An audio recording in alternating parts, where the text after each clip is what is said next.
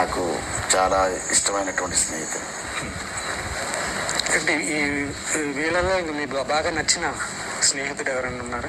ముల్లేటి నూకరాజు అండి. నూకరాజు బాగా ట్రావెల్ అంటే వాళ్ళ ఇల్లు దాటుకొని మా ఇంటికి వెళ్ళేవాళ్ళు, మా ఇంటి దాటి వాళ్ళ ఇంటి మీదుగా స్కూల్కి వెళ్ళేవాళ్ళు. అలాగే అప్పట్లో అందరూ అమ్మవార్లే మాకు. ఒకే శంకర్రావు మాస్టర్ గారు హెడ్ మాస్టర్ 5th క్లాస్, అక్కడ వరకు వెళ్ళలేదు. కానీ అప్పట్లో ముల్లేటి నూకరాజు నాకు బాగా ఆత్మీయమైనటువంటి మిత్రుడు. మేము కలిసి ఇద్దరం జాయిన్ అయ్యి వెళ్ళేవాళ్ళం. అప్పుడు కూడా పిల్లలతో కొద్దిగా జోకులు వేయటం, అంటే కామెడీ టచ్ ఉందా మొదటి నుంచి మీకు?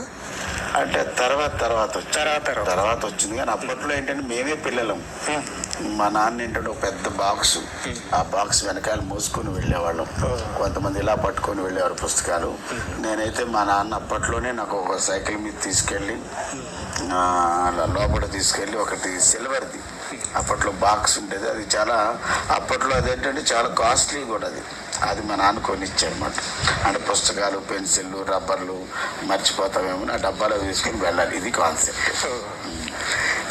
కాలేజీ కూడా అక్కడేనండి? కాలేజీ వరకు వెళ్ళలేదు సార్.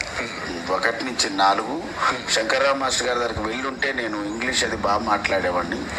తర్వాత 5 ప్రైవేట్గా చదివా. అందులో కొద్దిగా బాగుందని 6లో వేశారు. 6లో పెద్ద ఇంగ్లీష్ పుస్తకం, దాంతో వదిలేసిన తర్వాత కొన్నాళ్ళకి మా మేనమావ గారు బీసెట్ నరసింహమూర్తి గారు ఏమన్నారంటే, నువ్వు చదువుకోవాలి. అప్పుడు మాకు కాఫీ హోటల్ ఉండేది, అమ్మ నాన్న వాళ్ళు చూసుకునేవారు.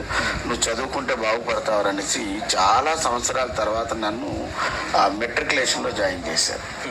అది కూడా అంచెలంచెలుగా ఇన్స్టాల్మెంట్లో 3 సార్లు ఎగ్జామ్ రాసి 3వసారి పాస్ అయ్యి, దాని తర్వాత టైప్ హైర్ లోవర్ పాస్ అయ్యి, ఆఫ్టర్ దట్ నేను మళ్ళీ పియూసీ చదివి అది కూడా 3వసారి లక్ష్మీ నరసింహస్వామి సన్నిధిలో ఎగ్జామ్ రాసి పాస్ అయ్యాం. తర్వాత డిగ్రీకి వెళ్ళాను, అన్నీ పాస్ అయ్యి ఇంగ్లీష్ పోయింది.